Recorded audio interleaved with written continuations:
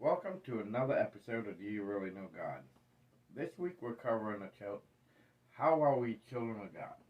Yeah. I guess we can say. What is a child of God? Yeah, no good way to explain it. So, we've actually learned a little bit this week. Yeah. Playing with this theory. So we're going to start off with John 3:10. This is how we know who is children of God are, and who the children of the devil are.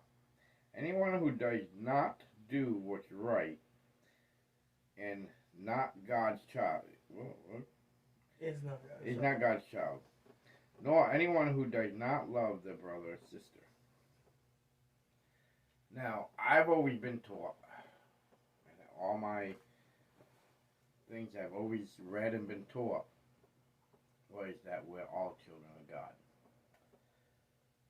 Some of the stuff that we found doing the research on it, yeah, apparently not everybody's a child of God. Gotcha. Psych! Now, and there's conflicting in the Bible about that a little bit too, because we are all made in God's image. Yeah.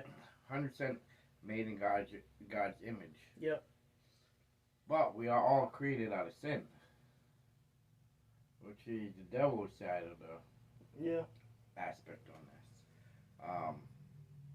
So there's a lot of things going on with the research of this is kind of blowing my mind a little bit, because everything I've been taught is being kind of flushed down the toilet. So trying to get some of the truth coming out of this, but right. Well, I think one of the biggest misconceptions with it is that just because we are made in God's image does not make him our child. No. Or does not make us our child. Yeah. Because right. Because even those who are your child, like by blood or by whatever, could not be your child just in the fact of spirit. Yeah. You know what I mean? Just by if, let's say, you raise them and to be a good kid and all this and that, and then when they grow up and all of a sudden they're going haywire doing all these things that, you didn't teach them to do and that you were clear you frown upon. Yeah. And on the flip side of that, there could be someone like adoption, where they're not your blood child, but they came to you and you raised them, you formed them into what they are. But see, my belief growing up is in the way I've been taught, in the way I've taken it. We're all child of God, and the people who go to the devil, you're just the ones who kind of disowned your parents. Yeah. You disowned God, and you went to hell. Research we've been doing this week is coming up with a whole different thing, and they're saying that basically we're made in the image of God, but we're not officially God's child until God adopts us. Until we get baptized. And that's when God adopts us, which kind of throws my mind for a loop. Yeah. For a loop, and it, you know what? And somewhat it does make sense. But on the other hand, you got John 3:8. Jesus said, "If God were your Father, you would love me.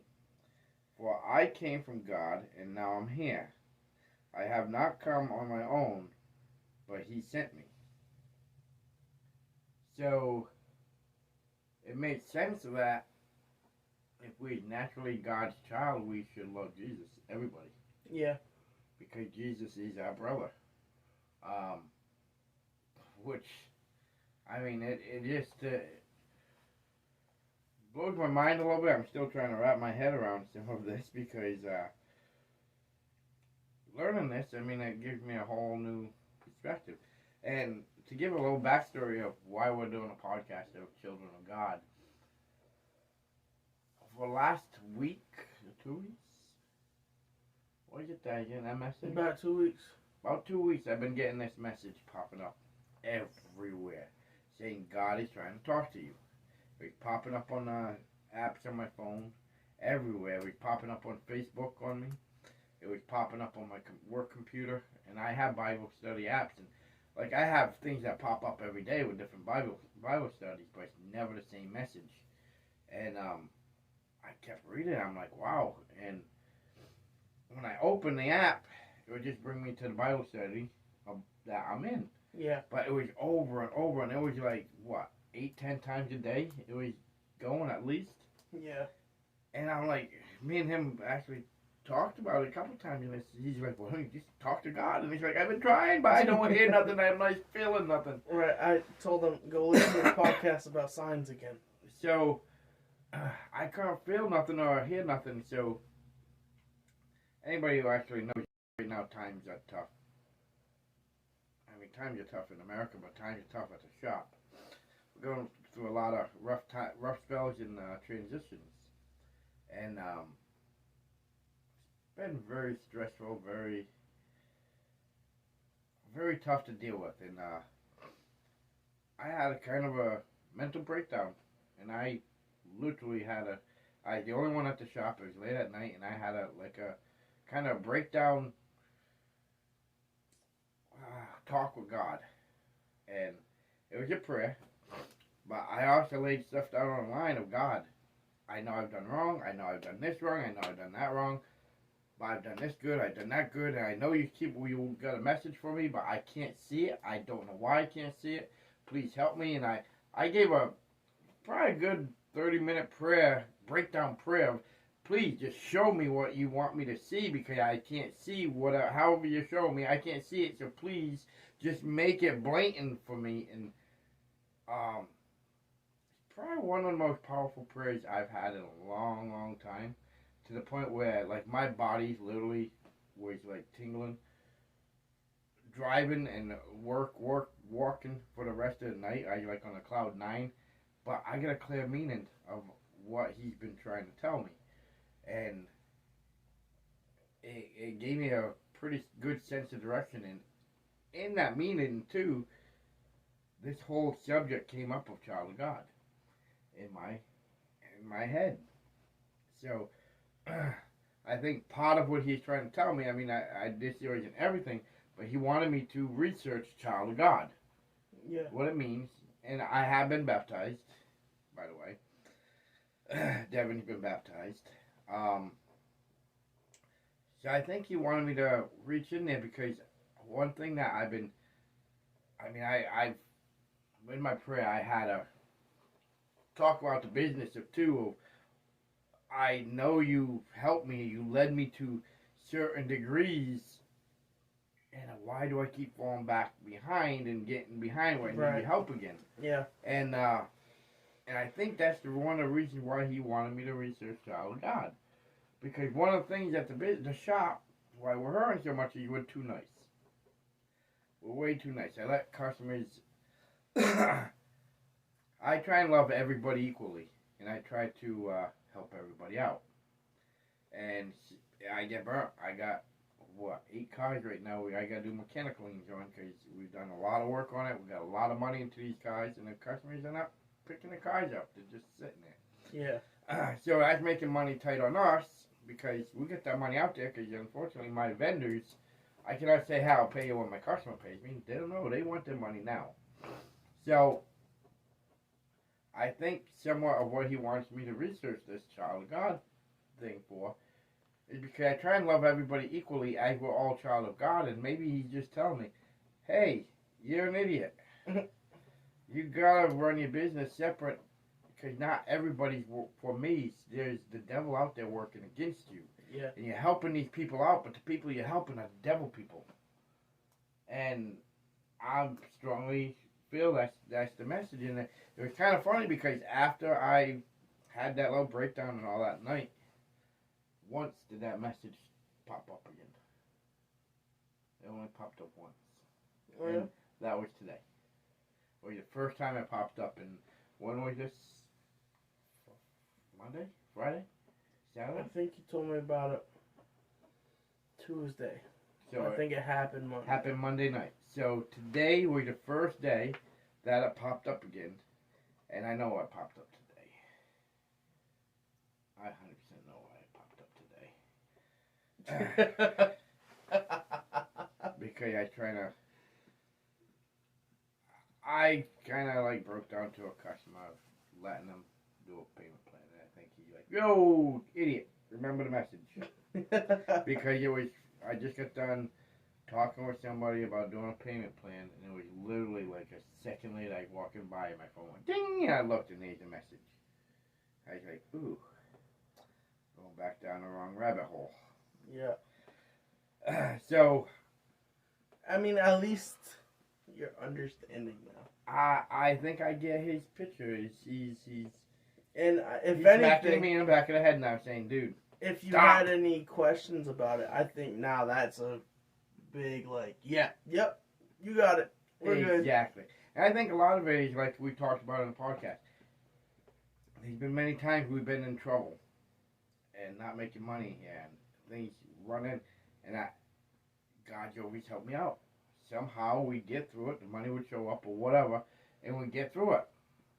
And I think he's tired of getting to that point, and he's now saying, dude, I led you to the water, you need to drink it. He's saying gates of heaven funding is running low. I think that's what he's saying. And I think I get it. I fully get it now. And he needed me to research Child of God. And everything we found and that you found most of it, about not being not everybody being a child of God, that's a strong, powerful, hit me in the face now. I don't know if we looked up different phrases and all that the whole time we were researching, but yeah, we came up with two completely different answers, but they both make sense. But the ones that you gave some of the Bible quotes that basically does say that not everybody is a child of God. Yeah. There is one quote in the Bible that says we are born in sin. Now guess what? When you're born in sin, you're not born as a child of God. Right. You got to earn your way back in to be adopted by God. Right. So God is kind of a stepfather. Yeah. The only true child he has is Jesus Christ himself. And the rest of us are stepchild. Yeah. What a redheaded stepchild of the world. We need to earn our way. So, with that, I mean, we take stuff for granted. A lot of stuff for granted. And even me, like, I've been baptized, and I'm a strong believer, and I'm pretty confident that God's on my side. And I'm pretty confident that he has adopted me. But we take that for granted. We all too often take that for granted as we do our own personal parents. Right. You always expect that your parents will always be there for you. Eventually your parents are gonna die. So they're not gonna be there for you all the time. Yeah. Or eventually, who knows, there's some families where you fall out, have a falling out with your parents. Yeah. There's many cases where the child doesn't like the parents, and the parents don't like the child, and it's big commotion there. But we need to start taking a little bit more serious about God, because I know for a fact he's given America some big wake-up call meanings. Yeah. And we're all kind of like, I mean, there's so much, and I know scientists want to say, oh, it's global warming causing this. But if you look at America, or some of the stuff that's just happened over the last years, some of the freak storms that come through, that never happened before. It's out of the blue at the wrong time of year. I mean, like, heck, what was it? Last month we had tornadoes coming through North Carolina. Did we? Yeah. And that's almost unheard of in February. Yeah. I mean, it's usually too cold for tornadoes. Right. We had tornadoes come through. All of Texas was covered in snow in February. Yeah. California. I mean, it's like... I've never heard of snow in Texas. I heard it's snow in northern Texas, but not down in Houston and Dallas. I mean, you're down in the heat. Yeah. And so, we're talking, I think God is saying, hey, big wake-up call, man. If you guys don't shape up, Something's gonna happen. I'm gonna end it. Don't make me turn this car around. Yeah, exactly. Definitely don't make him turn that car around. Don't get that backhand going across the back seat, because that's what's coming. Right. So, with this research, I mean, it really gave me a wake-up call about what really is child of God. Yeah. And it makes you question of what really is child of God. And by the research we did, basically it's saying the Jewish people, if they don't get baptized, they're not going to heaven. Means Muslims are not going to heaven, because they're not child of God. And it's like a big wake-up call of, wow. Yeah. Well, I think I like this topic anyway, only because for those of you who don't know, this is our 1 year 1 year anniversary of making the podcast. Yeah. Yes. We made it a year. Every week. We never missed a week. And you want to know something ironic? What's that? Today marks 6 years since Keith's passing. Really? Yes. Huh. So 6 years ago today, my best friend Keith Murray passed away. Really? Isn't that a little bit strange? Yeah. So, but this, we've been doing this for a year. Yeah. I wonder what other big things happened today. I don't know. Well, actually, technically, should we be calling it today, seeing how today is Wednesday and this don't air till Saturday? Today's Thursday. Today's Thursday, and they still don't air till Saturday. So technically, yeah, Saturday. So not your guys' is today. Yeah. But not our today. Exactly. So, basically, what we need to do is really deep soul search. Because I'm telling you, if you can deep soul search and have a deep prayer session with God, I'm talking no holds bar prayer session. I was not like this, hey sir, can you help? I was like, God, please give me the answer, because I'm seeing this message day in and day out. Help me. I cannot see it. Please help me. What am I doing wrong? God, Right. Show me the light. So Michaela and I go to a Bible study every Friday. And it was funny. 'Cause we had the Stop that. we had the Bible study and whatnot, and then we have prayer requests at the end of every thing, and then we pray. Well, no one was having any prayer requests or anything, and I was thinking, I don't really have any. And it popped in the back of my head. I was like, wait a minute. I was like, I got one, and they're all like, what's up? I said, my dad's getting spammed by God. And they all just kind of looked at me weird at first. They're like, what do you mean? I was like, well, on his phone, on his computer, on his Facebook, everywhere he looks, there's constant messages about 7 to 8 every day saying, God's trying to talk to you, God's trying to talk to you, God's trying to talk to you. Are you going to listen? All this. And the leader of it, he looks at me, he's like, well, is your dad saved? I was like, yeah, he's been baptized. Me and him do a podcast every week. I was like, from as far as I know, he's as saved as you can get. And he goes, well, that's strange. He's like, your dad needs to figure it out. I was like, that's what the prayer request is. I was like, I pray that he can figure it out. and it is, and here's the thing is, God is trying to talk to us all. We're talking this afternoon with somebody, and they said they can't believe, they believe in God, but they have only like a little bit of their experience with God, but they have trouble believing in stories of God because they only believe in what they can see. Yeah. Here's the thing. God is talking to us every single day. Yeah. Each and every one of us. we need to be able to open our mind, close our mouths for a little while, and listen to what he's saying. And you gotta actually look and listen to what he's telling you, because he's talking to every single one of us. Right. Just 90% of the time, we're too oblivious in our day-to-day activities. We're not even seeing it. Because we're all waiting for him to stand in the road with the freaking bright lime green freaking jacket with the lights saying, "Whoa, over here, God is talking to you." Right. And it's not going to happen like that. It's going to be small, little, subtle things. Or like with me, when I couldn't see it, and I was truly looking for the signs to see what he was trying to tell me.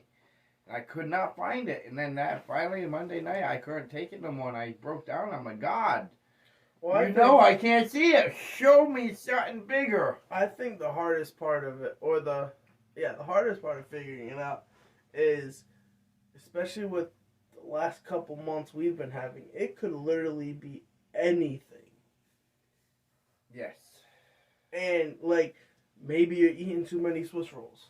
Maybe that's what it is. Hey, leave my Swiss rolls out of it. You know, maybe he's trying to get you to hire another tech. Maybe, you know what I mean? Yeah. Who knows what it could be? It's not like the message was saying, have a message about your customers. Yeah. Or have a message about X, Y, and Z. It doesn't work that way. And I think now, looking back on it, now after you told me about it, and after just sitting here thinking a minute, stopping the payment plan with customers has been a big thing a lot of people have been talking about recently. Yeah, because it's basically putting our business out in the ground. Corey's mentioned it, I've mentioned it, Mom, Michaela, hell, you even mentioned it sometimes. And we're all just sitting there saying, okay, we need to stop doing payment plans. We need to stop doing payment plans. Because we get burnt every single time. Yeah. Other than that one customer who's here tonight. She's here faithfully every once a month. Who was that? The Mercedes. Oh, yeah. Okay. So, I mean, there's a few that are good, but here's the deal is with businesses, that's fine and dandy for the ones who come and pay. Like, she comes once a month and pays $100, and she's gotten a bill right down to almost nothing, but here's the deal. I have to pay all the expenses up front. So that little bit every month don't help me now. And another thing would be if, a lot of people don't realize we're not a Fortune 500 company. Yeah. We don't have millions in the bank. We don't even have thousands in the bank. Yeah. We barely got hundreds. We're not one of those companies that brings, like $10,000 to the bank every night to make a deposit and all this. I wish. Yeah, right? I was like, we're a small business. We literally have 4 employees. Including me and Dad. Yeah. And all the employees, like Corey and Nick, they knew each other beforehand. Yeah. And we don't get too many. We only got the employees through a mutual friend. Yeah. It's not like we go and, everyone's applying to work here. It's not like everyone's bringing their car here. We're a little name shop. Yep. Middle of one of the biggest cities in North Carolina. Yep. It's crazy. And I mean, we're doing good. We got a lot of work coming in, and we're blessed. We've got a great name out there. We're never take it away. We are blessed. We are very blessed. Yeah. But we are far from making millions. Like I said, we're barely even 100 days. Yeah. Barely even 100 days. And we got a lot of bills. There's a lot of overhead to run this place. And God has bailed me out so many times over the last year and a half that we've been running this place. And I think he's now at the point of, you know what? I gave you everything you need to support your family and to keep things going and to spread my word. Yeah. Now you need to stop catering to the devil.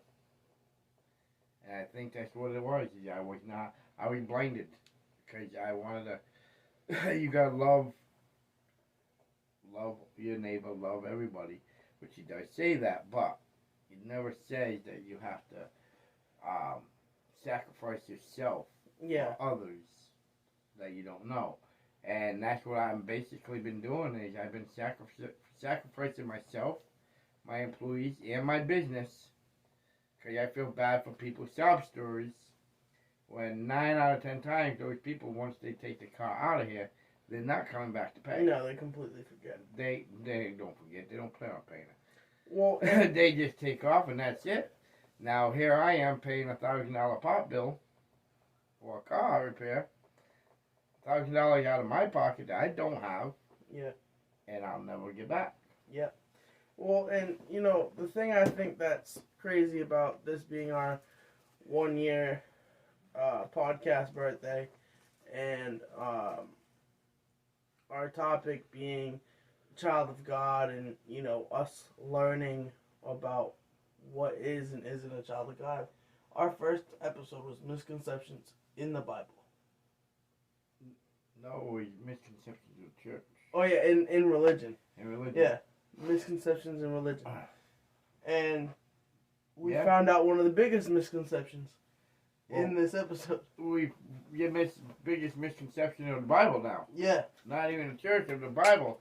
Because a lot of churches teach that everybody is the child of God. Yeah. And it's right in the Bible. There's verses on it in the Bible of what it takes to become a child of God.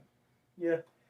And it's like we all, like I admit, I read the Bible a couple times over. I'm going to have to go start. I got a lot of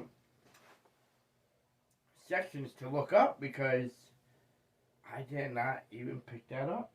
And then now that we read these articles, and I'm seeing all these, like John 13 and that, and it's like, I gotta reread all them because I've been fooling myself.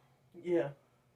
I assumed everybody's a child of God, and that's just black and white in the Bible that we are not. We gotta earn our spot. Yeah. And I knew we had to earn our spot to a degree because we're on that path, and it's what way you're going to walk. Are you going to walk toward God, or you're going to walk yourself to hell? I did not realize that we're already set for the path of hell. We got to find our way to God. Right. But it makes full sense because we're children of sin. We're conceived in sin. Especially in today's day, people are more and more conceived in sin because there's a lot more sin than anything out there now. Oh, yeah. So it makes perfect sense that we gotta find our path back to Jesus. We gotta get baptized. And when we get baptized, that's when we marry into God's family or get adopted into God's family. Yeah. So baptism, we're finding out, is even a lot greater than what we ever thought, which makes sense because when Jesus was baptized by John the Baptist, Jesus was you barely hear of anything of Jesus' younger years before he seen John the Baptist.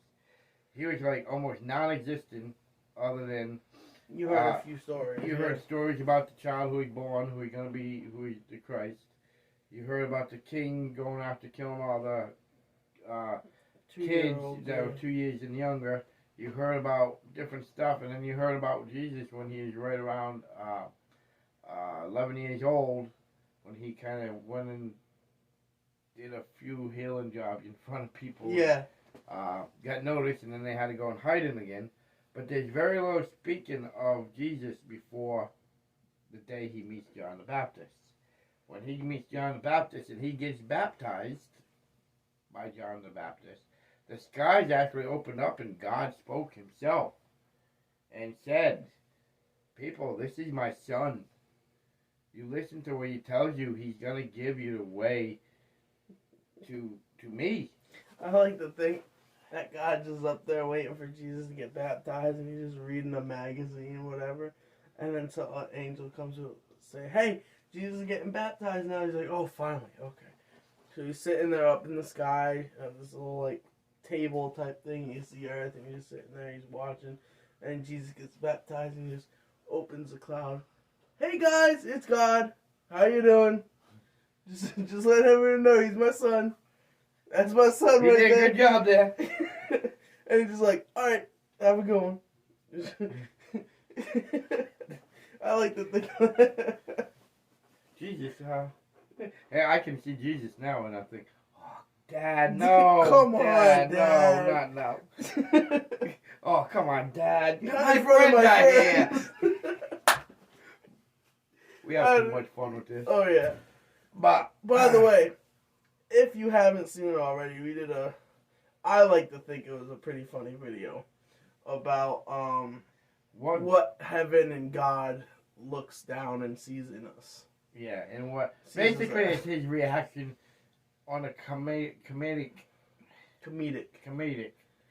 aspect of Earth. Cause you gotta think about it. If you were God, how would you be reacting when you're looking down on a human race? People eating Tide Pods, putting Gorilla Glue in their hair. I You mean, know. You know they're up there saying, Jesus, we need another warning label. This idiot just put glue in our hair. Yeah. Get the warning label machine going. Right. So it was just kind of fun. We actually got to do another one. Yeah, we're gonna make that a new alien, series. Yeah. We're gonna do one on aliens. Looking at Earth or coming past Earth. But being a child of God, I mean, I feel relieved, I guess I could say, because, like I said, when I had that meltdown, I don't care what anybody says, and nobody's gonna tell me different. God was in that room with me. I could feel His presence, and I could feel what He is telling me, and I could hear what He is telling me, loud and clear now. I mean, that was loud and clear to me. I mean, it was full. I was in awe, because I honestly say I pray to God every single day, multiple times a day.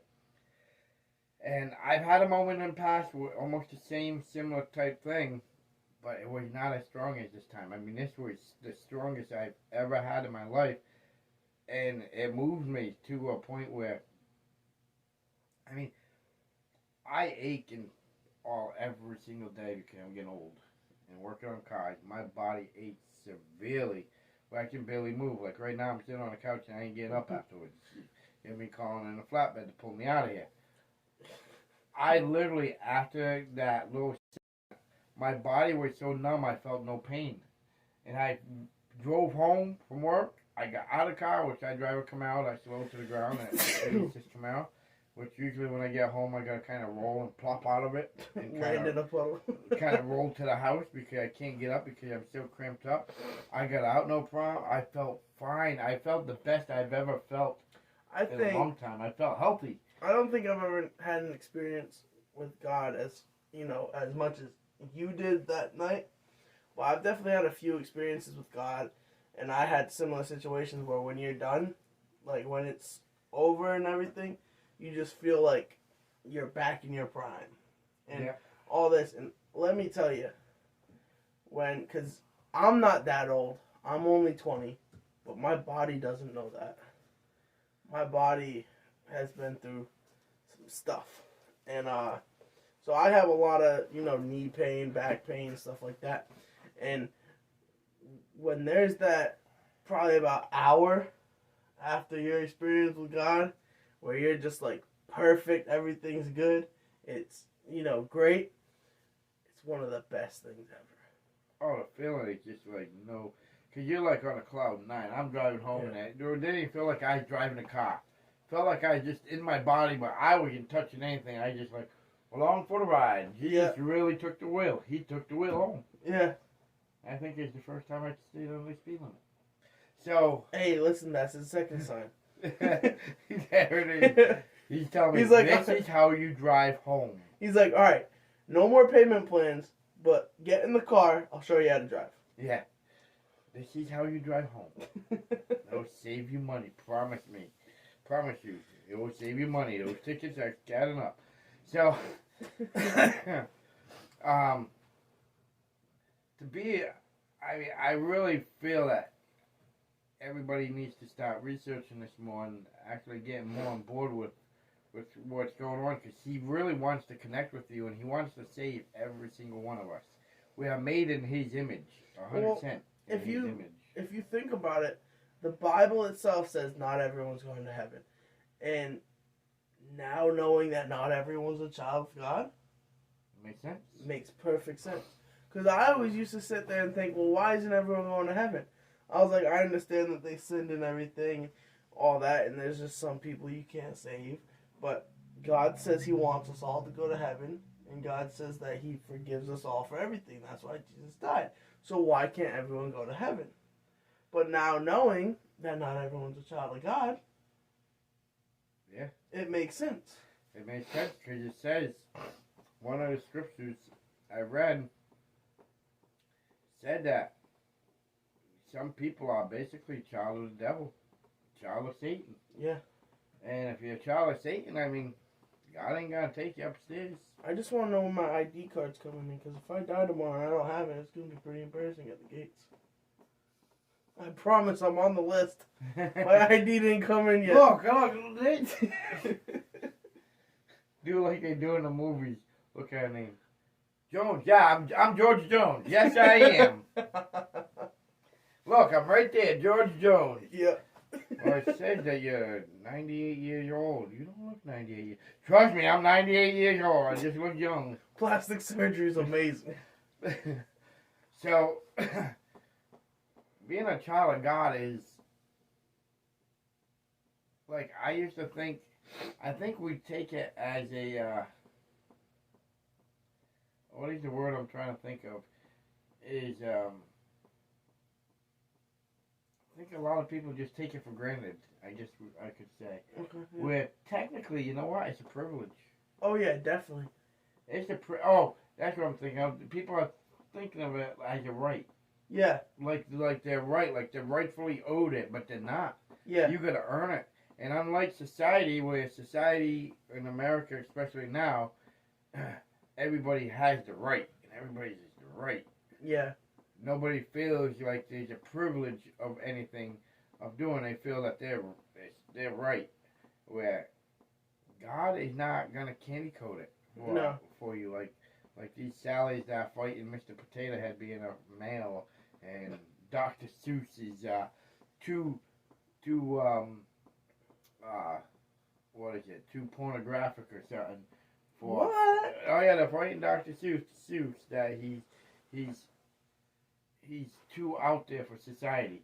Yet you got I'm sorry, Cardi B being an artist of the year with, what is that song? WAP. Yeah. So it's Listen, like, I'm sorry. Dr. Seuss could beat Cardi B in a rap battle any day. So God is not gonna sugarcoat it. No. Here's the thing, America, or people of the world. Whoever wants to listen, God is not going to sugarcoat nothing. No. So you're going to have to take your candy little bum. And I can tell you another thing. The devil ain't going to candy coat it either for you. So if you think you're going to go better that way, he's not going to candy coat it either. You know what? If you got a member hanging off down below, you're male. Mm-hmm. If you got an innie, you're female. There is no in between. There's one or two. God made a male and God made a female. He didn't make no its.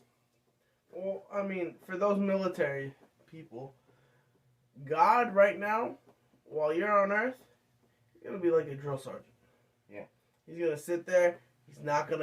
He'll hand you a few things here and there, but if you don't do something right with it, he's going to make sure you know. Yep. And he's going to sit there and he's going to make you work for what what you want. But when you transition and you're actually at your station now and everything, you meet your real sergeants, that's God when you get to heaven. Where, yeah, they can still be a little strict on a few things. Yeah. But for the most part, they're just mostly do your job and you're good.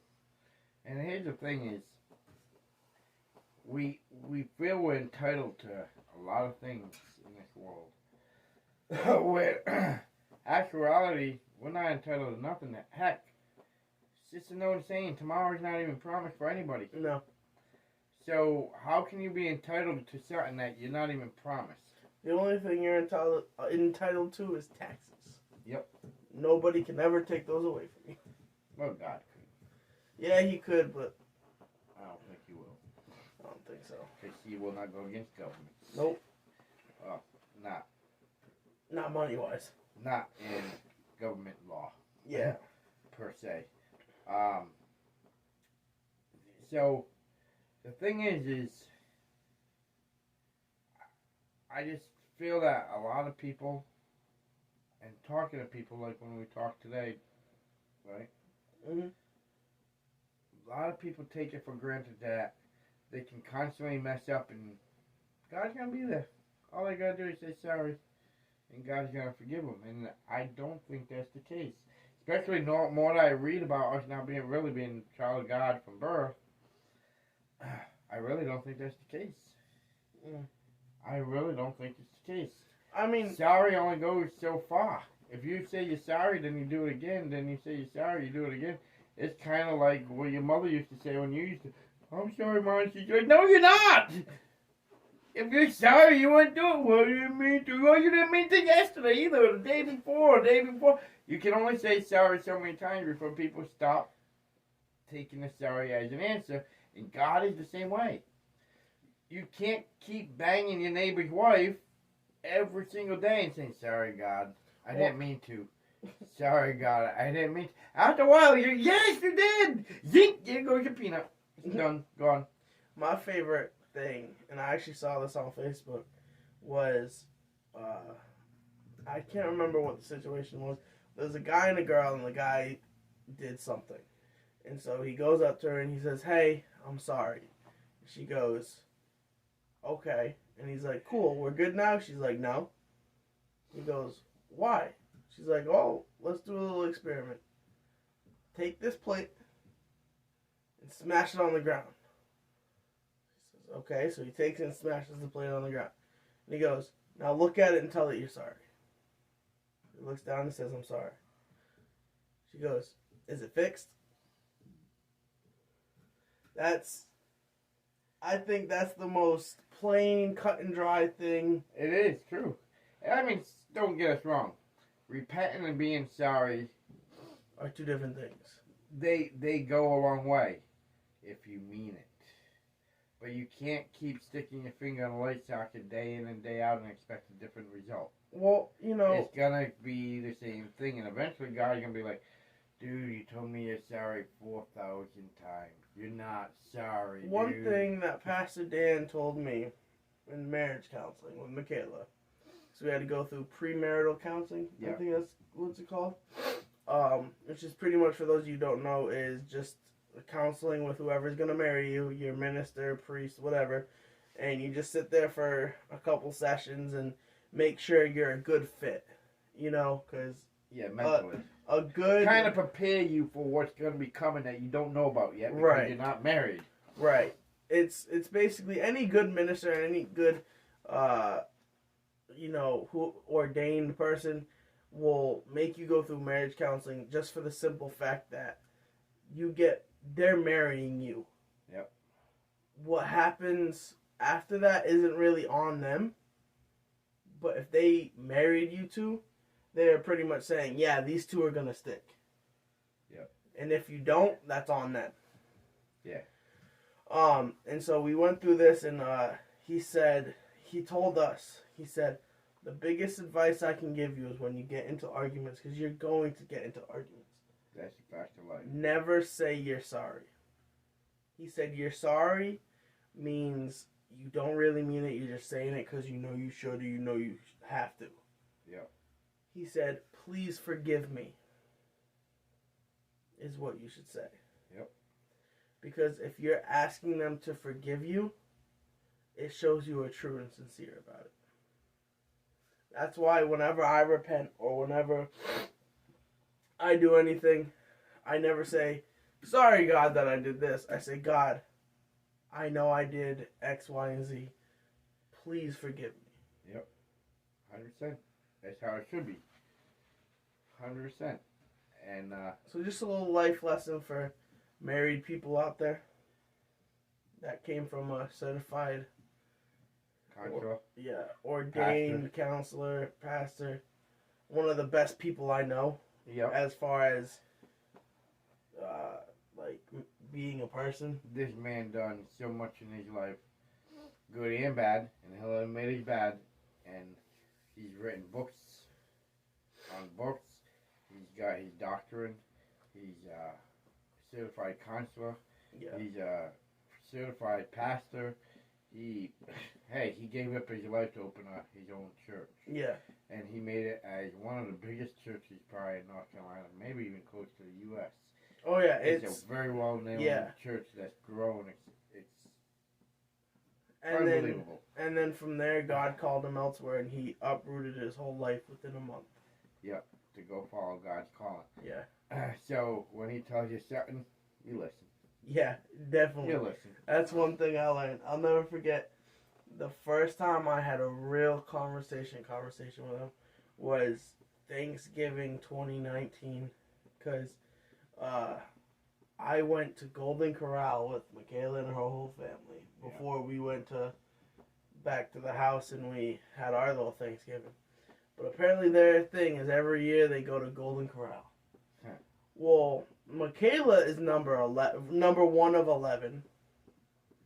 The oldest child of 11 kids.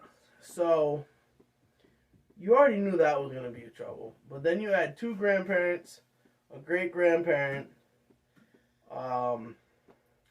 You had her aunt and uncle, who they have 3 kids together. Yep. We had over 20 people there, easily, and so obviously we had to wait a while to get our seats. We were sitting there with our trays and drinks in our hands, just sitting there for a good 20 minutes before we even got talked to. Yep. And I just so happened to be standing next to Pastor Dan, and me and him were the last 2 in the line. And Michaela went up to go play with her siblings or something like that. And we were just sitting there talking, and he starts telling me, he's like, yeah, we do this every year. I don't know why we do it anymore. It's not smart.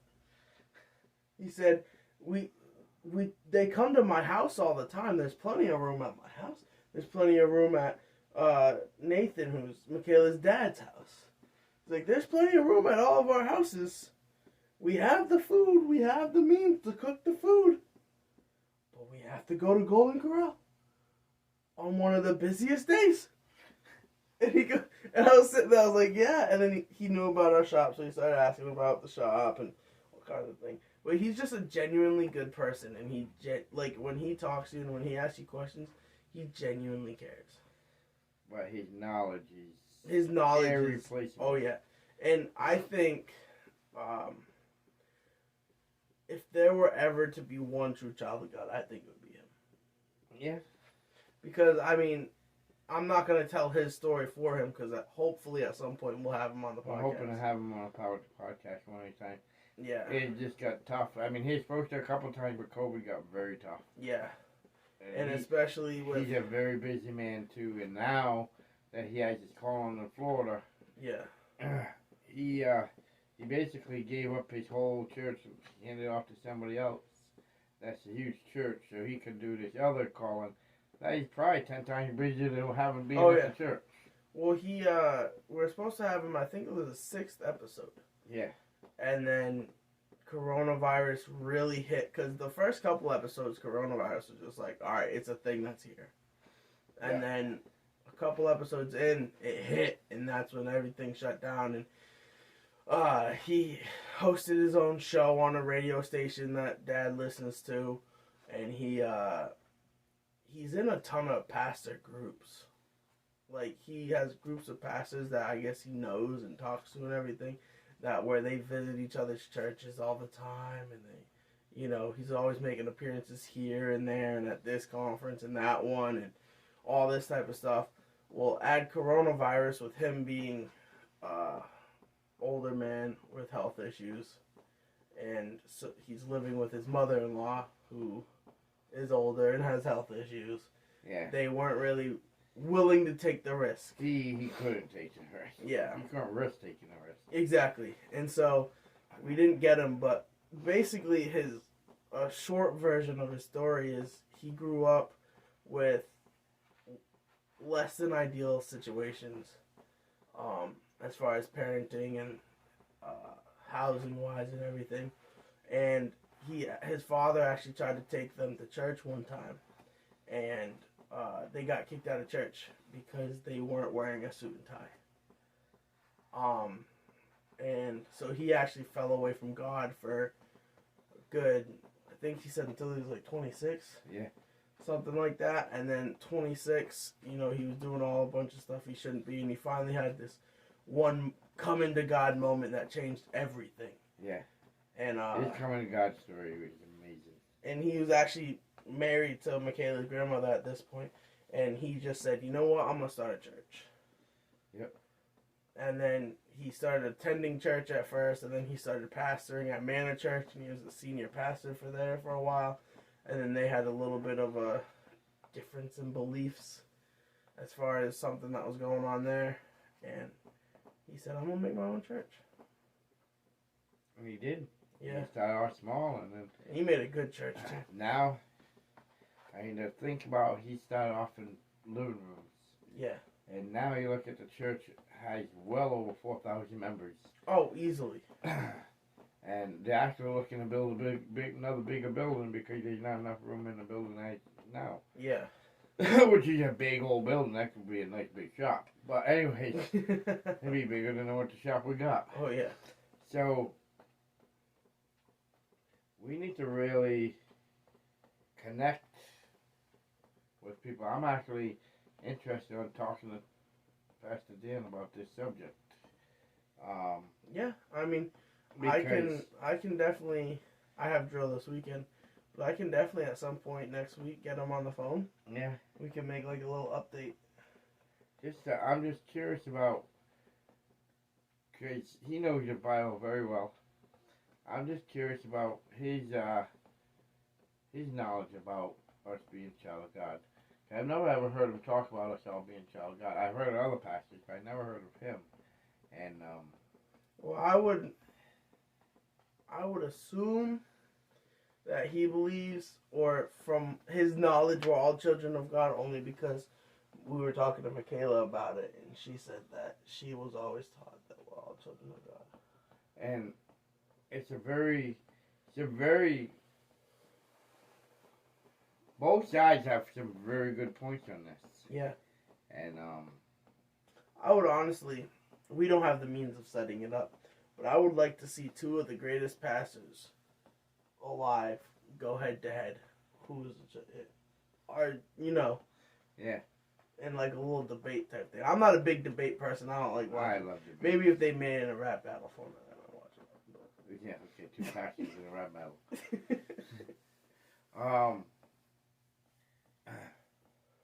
But it's well food for thought, because I've been reading some of the verses that are in the Bible about it.